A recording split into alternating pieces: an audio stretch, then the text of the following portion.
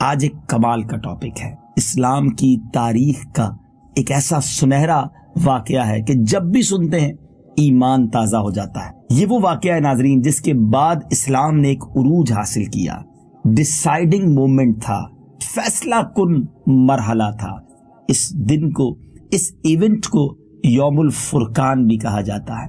جی ہاں، آج بات کریں گے غزوہ بدر کی۔ یہ کفر و اسلام کے درمیان ایک ایسا معرکہ تھا جس نے فرق واضح کر دیا، رہتی دنیا کو پیغام دے دیا کہ اللہ کریم کی رحمت اور اللہ تبارک و تعالیٰ کی تائید ایمان والوں کے ساتھ ہے۔ فرشتوں کی فوج کے ذریعے جیسے مسلمانوں کی مدد ہوئی، اس کی مثال رہتی دنیا میں کہیں اور نہیں ملتی۔ یہ عجیب و غریب معرکہ تھا، یہ عجیب و غریب جنگ تھی، یہ ایسی فائٹ تھی جو نہ پہلے کبھی دیکھی گئی نہ بعد میں کبھی دیکھی گئی۔ بدر کا واقعہ قرآن میں کیسے موجود ہے، ضرور اس پر بھی بات کریں گے۔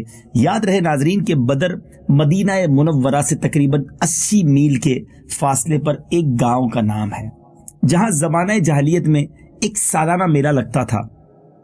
وہاں ایک کنواں بھی تھا اور اس کنویں کے مالک کا نام بدر تھا، اسی لیے اس جگہ کا نام بدر رکھ دیا گیا۔ اسی مقام پر جنگ بدر کا وہ عظیم معرکہ پیش آیا۔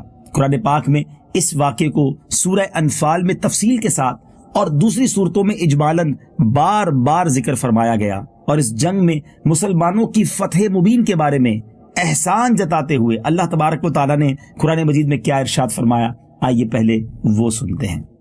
وَلَقَدْ نَصَرَكُمُ اللَّهُ بِبَدْرٍ وَأَنْتُمْ أَذِلَّةٌ فَاتَّقُوا اللَّهَ لَعَلَّكُمْ تَشْكُرُونَ۔ اور بے شک اللہ نے بدر میں تمہاری مدد کی جب تم بالکل بے سر و سامان تھے، تو اللہ سے ڈرو کہ کہیں تم شکر گزار ہو۔ اب ناظرین یہ مارکا ہوا، اس وقت مسلمان کتنے تھے، غیر مسلم کتنے تھے، دونوں طرف کے اعداد و شمار کیا تھے، بڑی کمال کی بات ہے۔ یاد رہے کہ غزوہ بدر کا یہ واقعہ 17 رمضان مبارک کو سن 2 ہجری میں مقام بدر میں پیش آیا۔ مسلمانوں کی تعداد صرف 313 تھی، ان کے پاس صرف ایک گھوڑا تھا، 70 یا 80 اونٹ تھے، شکستہ کمانیں تھی، ٹوٹے پھوٹے نیزے تھے اور پرانی تلواریں تھی۔ ذرا غور کرتے ہیں، 313 افراد ہوں اور ایک گھوڑے پر بھی اگر 2 بندے بیٹھ جائیں اور اونٹ پر بھی 2 افراد بیٹھ جائیں، تو یہ ٹوٹل ملا کر 80 اگر اونٹ مان لیے جائیں، ایک گھوڑا، تو 81 بنتے ہیں۔ 81 پر بھی 2 بندے سوار ہو جائیں تو 160 162 لوگوں کی سواری تھی۔ 313 میں باقی لوگ کیسے بدر پہنچے؟ یعنی پیدل بھی سفر ہوا ہے۔ مدینہ شریف سے آج بھی بدر جائیں تو تقریباً 200-250 کلومیٹر ہے، ٹائم لگتا ہے۔ تو اب آپ سوچیں کہ یہ اس زمانے میں کتنا وقت لگا ہوگا، یعنی ایک ایسی جنگ تھی جس میں لڑنے والوں کے پاس سواری بھی نہیں ہے۔ اور آگے چلیے، ٹوٹے پھوٹے نیزے تھے، پرانی تلواریں تھی، مگر ان کا جذبہ ایمانی بے مثال تھا۔ انہیں سامان جنگ پر نہیں، اللہ اور رسول پر بھروسہ تھا۔ قلیل سامان جنگ تھا۔ اب سامنے اوپوننٹ جو تھے، سامنے دشمن جو تھے، وہ کتنی تیاری سے آئے تھے۔ اب ان کا حال یہ تھا کہ ان کے پاس 950 ان کی تعداد تھی، ان کے پاس 100 برق رفتار گھوڑے تھے اور اس پر 100 زرہ پوش، یعنی بلٹ پروف آج کے دور میں آپ سمجھیں، زرہ پوش جنگجو سوار تھے، 600 اعلیٰ نسل کے اونٹ تھے، کھانے پینے کے ذخائر کے انبار اٹھانے والے مال بردار اونٹ، اس کے علاوہ جانور، اس کے علاوہ روزانہ 9 10 اونٹ تو وہ ذبح کر کے کھانا پکاتے تھے۔ خوب رنگ رنگلیاں منائی جاتی تھیں، شراب و گانے کی محفل ان کی سجائی جاتی تھی۔ تو ایک طرف مسلمان عبادت میں مصروف تھے، سامنے کفار بے حیائی اور برے کاموں میں مصروف تھے۔ بڑا جوش تھا ان میں۔ وہ پتہ کیا چاہتے تھے ناظرین؟ بدر کا مارکا بیسیکلی پلان یہ تھا اہل قریش مکے والوں کا کہ ایک بار ہی مسلمانوں کا صفایا کر دیا جائے، زمین پر کوئی اللہ کا نام لینے والا باقی نہ بچے۔ یعنی جتنے مسلمان تھے وہ سارے بدر کے میدان میں تھے، کچھ خواتین اور ان کی رکھوالی کے لیے کچھ لوگ مدینے میں تھے، باقی سارے صحابہ نبی پاک علیہ الصلوۃ والسلام کے ساتھ بدر کے میدان میں تھے۔ مگر یہ کیسا جذبہ تھا، 313 ہے، سامنے تقریباً 1000 ہے، ان کے پاس سامان بھی کم ہے، ان کے پاس سامان بہت زیادہ ہے۔ شاعر نقشہ کھینچتے ہیں، تھے ان کے پاس 2 گھوڑے، 6 زرہیں، 8 شمشیریں، تھے ان کے پاس 2 گھوڑے، 6 زرہیں، 8 شمشیریں، پلٹنے آئے تھے یہ لوگ دنیا بھر کی تقدیریں، نہ تیغ و تیر پر تکیا، نہ خنجر پر نہ بھالے پر، بھروسہ تھا خدائے پاک اور لولاک والے پر۔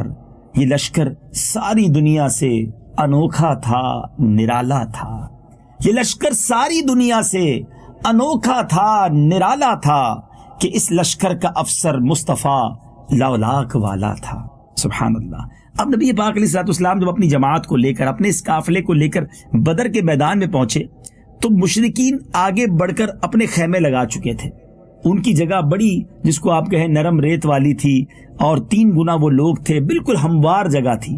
اور مسلمانوں کا حال یہ تھا کہ جہاں مسلمان تھے وہاں فرش جو تھا، یعنی ریت میں پیر دھستے تھے، بیلنس جگہ نہیں تھی، چلنا پھرنا بھی دشوار تھا۔ اب وہاں پانی بھی تھا، یہاں پانی بھی نہیں تھا، پانی کے کنویں بھی قبضہ کر لیے تھے، اور مسلمانوں کو پانی کی بے حد تکلیف تھی۔ پینے کے لیے پانی اپنے لیے کیسے لائیں، وضو کیسے کریں، جانوروں کو سیراب کیسے کریں۔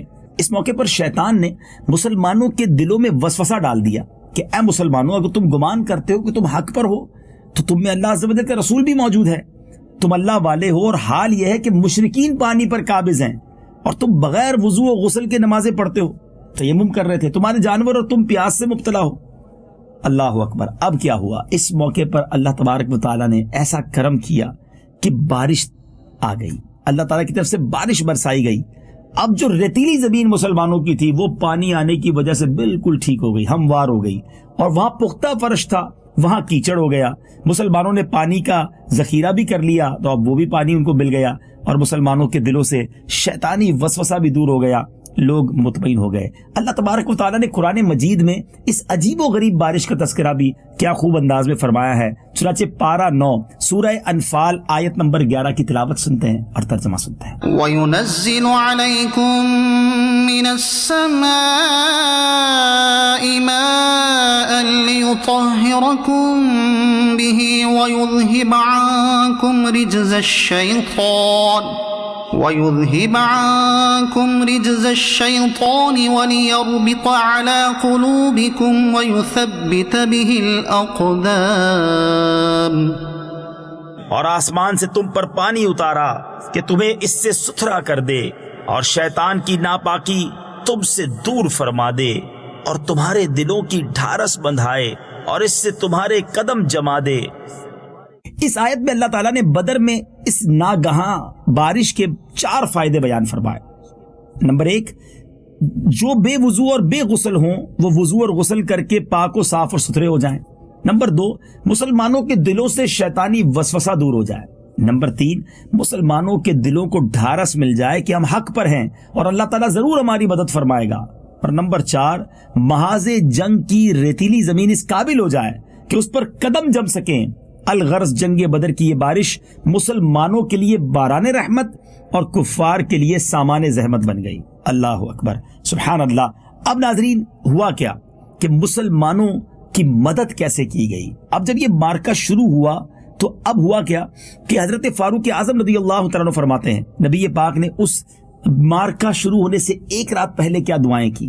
آپ کہتے ہیں کہ نبی پاک بدر کے روز قبلہ رو کھڑے ہو گئے، اپنے دونوں ہاتھ بارگاہ رب العزت میں اٹھائے اور اپنے پروردگار سے فریاد شروع کر دی، یہاں تک کہ محبیت کے عالم میں آپ کے مبارک کاندھے سے جو آپ کی چادر تھی وہ نیچے تشریف لے آئی۔ سیدنا صدیق اکبر رضی اللہ تعالیٰ عنہ بےتاب ہو کر آئے، وہ چادر اٹھائی اور نبی پاک علیہ الصلوۃ والسلام کے مبارک کاندھوں پر ڈال دی، پھر والہانہ انداز میں نبی پاک کو اپنے پیچھے سے سینے سے لگایا اور عرض کی کہ حضور، آپ کے رب عز و جل کی بارگاہ میں آپ کی یہ دعا کافی ہے، یقیناً اللہ تعالیٰ اپنا عہد پورا فرمائے گا۔ اسی وقت جبریل امین علیہ الصلوۃ والسلام یہ آیت لے کر نازل ہوئے۔ سبحان اللہ، وہ آیت کیا ہے؟ آئیے اب اس آیت کی تلاوت سنتے ہیں۔ اذ تستغیثون ربکم فاستجاب لکم انی ممدکم بألف من الملائکة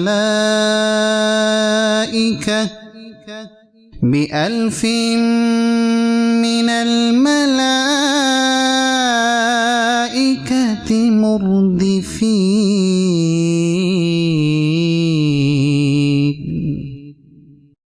جب تم اپنے رب سے فریاد کرتے تھے تو اس نے تمہاری سن لی کہ میں تمہیں مدد دینے والا ہوں، 1000 فرشتوں کی کتار سے۔ سبحان اللہ۔ اب نبی پاک کی دعا ہے تو کیوں نہ قبول ہوگی؟ سیدی اعلیٰ حضرت لکھتے ہیں نا، اجابت کا صحرا عنایت کا جوڑا، دلہن بن کے نکلی دعائے محمد۔ اجابت یعنی قبولیت، اجابت نے جھک کر گلے سے لگایا بڑی ناز سے جب دعائے محمد۔ پہلے 1000 فرشتے آئے، پھر 3000 اور پھر 5000 فرشتوں کے ذریعے مسلمانوں کی مدد کی گئی۔ حضرت سیدنا عبداللہ ابن عباس رضی اللہ تعالیٰ عنہ فرماتے ہیں، مسلمان اس روز جب کفار کا تعقب فرماتے، کافر مسلمان کے آگے آگے بھاگا جاتا، اچانک اوپر سے کوڑے کی آواز آتی اور سوار کا یہ کلمہ سنا جاتا، اقدم حیزوم، یعنی اے حیزوم آگے بڑھ۔ حیزوم حضرت سیدنا جبریل علیہ السلام کے گھوڑے کا نام ہے، اور نظر آتا تھا کہ کافر گر کر مر گیا، اس کی ناک تلوار سے اڑا دی گئی، چہرہ زخمی ہو گیا۔ صحابہ کرام نبی پاک کے پاس آئے، عرض کی حضور کے ابھی تم تلوار بھی نہیں اٹھاتے، پہلے ہی کافر گر جاتا ہے، پہلے ہی اس کا سر اڑ جاتا ہے۔ تو نبی پاک علیہ السلام نے فرمایا یہ تیسرے آسمان کی مدد ہے۔ سبحان اللہ۔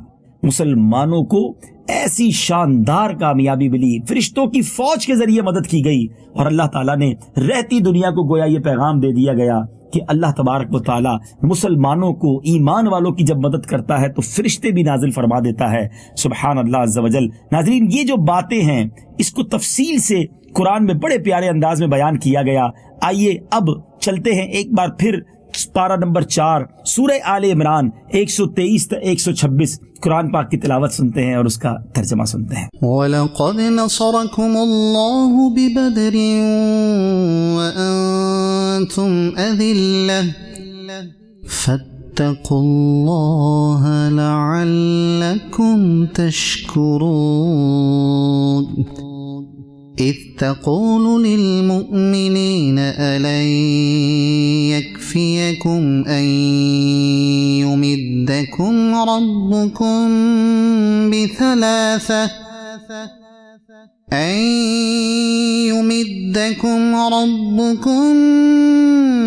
بِثَلَاثَةِ آلَافٍ مِّنَ الْمَلَائِكَةِ مُنزَلِينَ بَلَىٰ إِن تَصْبِرُوا وَتَتَّقُوا وَيَأْتُوكُم مِّن فَوْرِهِمْ هَٰذَا يُمْدِدْكُمْ رَبُّكُم ب5,000 مِّنَ الْمَلَائِكَةِ مُسَوِّمِينَ وَمَا جَعَلَهُ اللَّهُ إِلَّا بُشْرَىٰ لَكُمْ وَلِتَطْمَئِنَّ قُلُوبُكُم بِهِ وَمَا النَّصْرُ إِلَّا مِنْ عِندِ اللَّهِ الْعَزِيزِ الْحَكِيمِ۔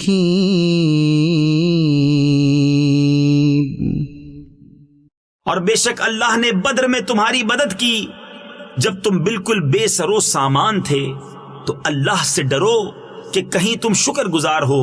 جب اے محبوب تم مسلمانوں سے فرماتے تھے کیا تمہیں یہ کافی نہیں کہ تمہارا رب تمہاری مدد کرے 3000 فرشتے اتار کر؟ ہاں کیوں نہیں، اگر تم صبر و تقویٰ کرو اور کافر اسی دم تم پر آ پڑیں تو تمہارا رب تمہاری مدد کو 5000 فرشتے نشان والے بھیجے گا، اور یہ فتح اللہ نے نہ کی مگر تمہاری خوشی کے لیے، اور اسی لیے کہ اس سے تمہارے دلوں کو چین ملے، اور مدد نہیں مگر اللہ غالب حکمت والے کے پاس سے۔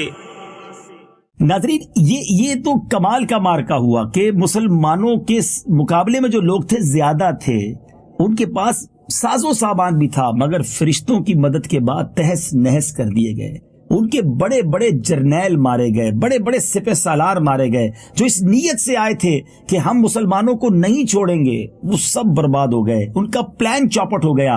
یاد رہے اللہ تبارک و تعالیٰ کے حبیب صلی اللہ تعالیٰ علیہ وسلم نے جو دعا کی تھی نا، اس دعا میں کچھ تاریخی الفاظ بھی تھے۔ کچھ اس طرح نبی پاک نے رب کی بارگاہ میں دعا کی تھی کہ اللہ اگر آج یہ ایمان والے مارے گئے، اگر آج یہ ناکام ہو گئے تو پھر دنیا میں تیرا کوئی نام لینے والا نہ ہوگا، تیری عبادت کرنے والا کوئی نہ ہوگا۔ اللہ اکبر۔ ہم کہہ سکتے ہیں ناظرین جتنے مسلمان مجھے سن رہے ہیں، میں آپ سب، ہم سب پر احسان ہے بدر والوں کا۔ یہ بدر والے تھے، یہ بچ گئے تو آج میں اور آپ بھی بچے ہوئے ہیں۔ اللہ نے ان کو سیف کیا، اللہ نے ان کی مدد کی، سبحان اللہ۔ اور یہ لوگ کس جذبے کے ساتھ گئے تھے؟ 313 تھے، سامان تھوڑا تھا مگر جذبہ ایمانی تھا۔ ابو جہل بھی اس پہ مارا گیا، بڑے بڑے کفار کہ جس کو آپ کہیں سپہ سالار مارے گئے۔ اور یاد رہے کہ نبی پاک علیہ الصلوۃ والسلام نے ایک رات پہلے ہی، سبحان اللہ، میرے آقا کو اللہ تبارک و تعالیٰ نے کیسا علم غیب عطا کیا تھا، ایک رات پہلے ہی۔ اور یہ ابو داؤد شریف کی حدیث پہ آپ کو سنا رہا ہوں کہ پیارے آقا میدان جنگ کا معائنہ فرما رہے تھے، تو اس وقت آپ کے دستے مبارک میں ایک چھڑی تھی، ایک لاٹھی تھی، آپ اس چھڑی سے لکیر بناتے تھے زمین پر، فرماتے تھے کہ فلاں کافر کے قتل ہونے کی یہ جگہ ہے، کل یہاں فلاں کافر کی لاش پڑی ہوئی ملے گی۔ چنانچہ ایسا ہی ہوا، نبی پاک نے ایک رات پہلے جدھر جس کے بارے میں لکیر کھینچی تھی، دوسرے دن بالکل اسی جگہ پر اس بندے کی لاش پڑی ہوئی تھی، بال برابر بھی فرق نہ آیا۔ مجھے بتائیے نا، نبی پاک نے ایک رات پہلے یہ کیسے بتا دیا؟ سبحان اللہ۔ جو ہم نعت میں شعر پڑھتے ہیں نا، جو ہو چکا ہے جو ہوگا حضور جانتے ہیں، اللہ کی عطا سے ہمارے آقا علیہ الصلوۃ والسلام کو رب نے یہ علم عطا فرمایا۔ یاد رہے کہ غزوہ بدر میں کل 14 مسلمان شہادت سے سرفراز ہوئے، جن میں سے 6 مہاجر تھے، 8 انصار صحابہ تھے۔ اچھا، ان شہداء میں سے 13 تو بدر کے میدان میں ہی مدفون ہوئے، مگر حضرت عبیدہ بن حارث رضی اللہ تعالیٰ عنہ چونکہ بدر سے واپسی منزل پر سفرا میں انہوں نے وفات پائی، اس لیے ان کی قبر شریف بھی منزل سفرا میں ہی واقع ہے۔ اچھا، جب یہ بدر کے مارکہ ختم ہوا تو نبی پاک علیہ الصلوۃ والسلام کو جہاں بھی کوئی لاش نظر آتی تھی اس کو دفن کروا دیتے تھے، لیکن جنگ بدر میں چونکہ کفار کی لاشوں کی تعداد بہت زیادہ تھی، سب کو الگ الگ دفن کرنا مشکل تھا، تو اس لیے تمام لاشوں کو بدر کے گھڑے میں ڈال دیا گیا۔ صحابہ کرام نے تمام لاشوں کو گھڑے میں ڈالا۔ امیہ بن خلف کی لاش پھول گئی تو صحابہ کرام نے جب اس کو گھسیٹنا چاہا تو اس کے اعضاء الگ الگ ہو گئے، تو اس لیے اس کی لاش وہیں مٹی میں دبا دی گئی۔ اب جب یہ کفار کی لاشیں گھڑے میں ڈال دی گئی نا، تو نبی پاک علیہ الصلوۃ والسلام نے کمال کا کام کیا۔ پیارے آقا نے اس گھڑے کے کنارے پر کھڑے ہو کر کیا فرمایا؟ کنارے پر کھڑے ہو کر تمام مقتولین کے نام لینا شروع کیے، اے فلاں بن فلاں، اے عتبہ بن ربیعہ، اے شیبہ بن ربیعہ، اے فلاں، اے فلاں، کیا تم لوگوں نے اپنے رب کے وعدے کو سچا پایا؟ ہم نے تو اپنے رب کے وعدے کو بالکل ٹھیک ٹھیک پایا۔ حضرت عمر فاروق رضی اللہ تعالیٰ عنہ نبی پاک سے عرض کرتے ہیں کہ حضور آپ کفار کی لاشوں سے خطاب کر رہے ہیں؟ ان کو بڑا تعجب ہوا۔ اب یا رسول اللہ عرض کرتے، یا رسول اللہ صلی اللہ علیہ وسلم آپ بے روح اور جسموں سے کلام فرما رہے ہیں جو دنیا سے چلے گئے؟ تو پیارے آقا علیہ الصلوۃ والسلام نے کیا فرمایا؟ فرمایا، اے عمر، خدا کی قسم جس کے قبضہ قدرت میں میری جان ہے، اور یہ بخاری کی حدیث ہے ناظرین، آقا فرماتے تم زندہ لوگ میری بات کو ان سے زیادہ نہیں سن سکتے، لیکن اتنی بات ہے کہ یہ مردے جواب نہیں دے سکتے۔ اللہ اکبر۔ نبی پاک کا یہ طرز عمل شاید بہت سے ناظرین کی وسوسوں کو دور کر دے گا۔ جو غیر مسلم ہوں ان کی لاشوں سے نبی پاک بات کریں اور فرمائیں یہ مردے جو ہیں زندوں سے زیادہ سن سکتے ہیں، تو اگر آج کوئی اللہ والوں کی قبر پہ جا کے کچھ عرض کرے، انہیں جا کر یا رسول اللہ یا غوث اعظم یا داتا حضور کی بارگاہ میں جائے اور ان سے کچھ فریاد کرے، تو کیوں نہیں سنیں گے وہ؟ جب غیر مسلموں کے اور دشمنان رسول کے مردے سنتے ہیں، تو جو نبی پاک کے سچے غلام ہو یا خود صحابہ ہو، خود پیارے آقا ہوں، ہم ان سے کیوں نہ عرض کریں؟ اور ایک اور آسان آپ کو دلیل دے دیتا ہوں، مشکات شریف کی حدیث ہے، پیارے آقا علیہ الصلوۃ والسلام جب قبرستان تشریف لے جاتے ہیں نا، تو وہاں جا کے دعا کیا کرتے تھے، اور ہم میں سے بہت ساروں کو یاد بھی ہوگی، السلام علیکم یا اہل القبور یغفر اللہ لنا ولکم وانتم سلفنا ونحن بالاثر۔